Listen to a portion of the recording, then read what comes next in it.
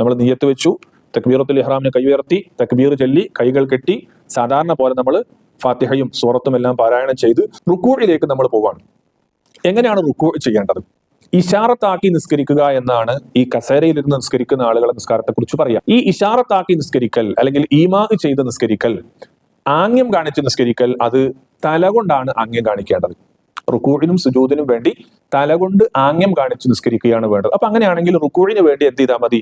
ഇങ്ങനെ പൂർണ്ണമായിട്ടും ഇങ്ങനെ കുനിയേണ്ടതില്ല, മറിച്ച് തലകൊണ്ട് ഒരല്പം റുക്കൂഴിന് വേണ്ടി ഒന്നിങ്ങനെ താഴേക്ക് കുനിക്കുന്നു. അല്ലാഹു അക്ബർ, സുബ്ഹാന റബ്ബിയൽ അദീം, സുബ്ഹാന റബ്ബിയൽ അദീം, സുബ്ഹാന റബ്ബിയൽ അദീം, സമിഅ അല്ലാഹു ലിമൻ ഹമിദഹു, അല്ലാഹുമ്മ റബ്ബനാ വലക്കൽ ഹംദ്, അല്ലാഹു അക്ബർ.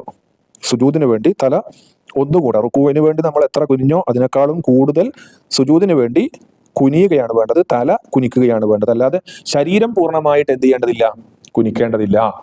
ഇത് നമ്മൾ ശരിക്കും മനസ്സിലാക്കി വെക്കേണ്ടതാണ്. സുജൂദ് കഴിഞ്ഞാൽ വീണ്ടും എന്ത് ചെയ്യുന്നു? കൈകൾ കെട്ടി രണ്ടാമത്തെ റക്അത്തിലേക്ക് നമ്മൾ പോകുന്നു, ഫാത്തിഹയും സൂറത്തും ഓതുന്നു, കൈകൾ അഴിച്ച് നമ്മൾ ഇവിടെ വെച്ച് റുക്കൂവിന് വേണ്ടി തല ഒരല്പം കുനിക്കുന്നു, സുജൂദിന് വേണ്ടി ഒന്നുകൂടെ തല കുനിക്കുകയാണ് വേണ്ടത്. അത്തഹിയാത്തും ഇതേപോലെ ചൊല്ലുന്നു.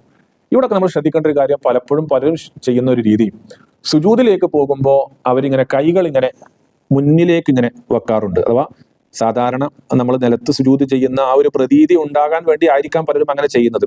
യഥാർത്ഥത്തിൽ അതൊക്കെ ആവശ്യമില്ലാത്ത പ്രവർത്തനങ്ങളാണ്. ഇതൊന്നും ഈ കസേരയിൽ നിസ്കരിക്കുന്ന, ഇശാറത്താക്കി നിസ്കരിക്കുന്ന ആളുകൾക്ക് ആ രീതിയിൽ കൈകൾ മുന്നോട്ട് വെക്കേണ്ട ആവശ്യമില്ല എന്ന് നമ്മൾ മനസ്സിലാക്കണം. അപ്പൊ റുക്കൂഇനും സുജൂദിന് വേണ്ടി എന്ത് ചെയ്താൽ മതി?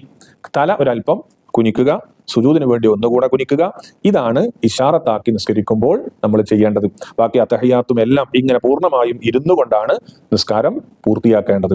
അപ്പൊ നിൽക്കൽ ആർക്ക് ഫർദില്ല?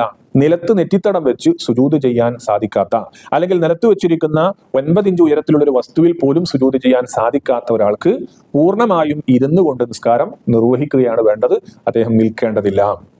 ഇപ്പൊ നമ്മൾ പറഞ്ഞത് ഒറ്റക്ക് നിസ്കരിക്കുമ്പോൾ ശ്രദ്ധിക്കേണ്ട കാര്യം.